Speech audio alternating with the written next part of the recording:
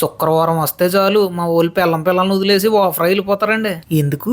పిల్లల టార్చర్ తట్టుకోలేక.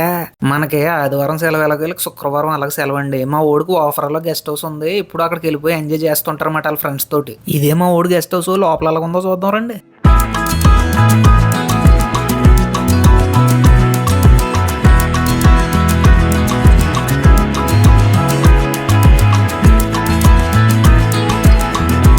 మా ఓల్ది పెద్ద ఫ్యామిలీ అండి. వీళ్ళ ఫ్రెండ్స్, వీళ్ళ ఫ్యామిలీ మెంబర్స్ వీళ్ళని చాలా మంది వస్తారన్నమాట. అందుకని చెప్పేసి ఓఫర్లో పెద్ద గెస్ట్ హౌస్ కట్టుకున్నారు. అక్కడికి వెళ్ళి ఏం చేస్తారంటే ఏం చేయరండి. తిన్నామా, సాయిగవ్వ తాగామా, సిగరెట్లు కాల్చామా, తెల్లారిందే అంతే.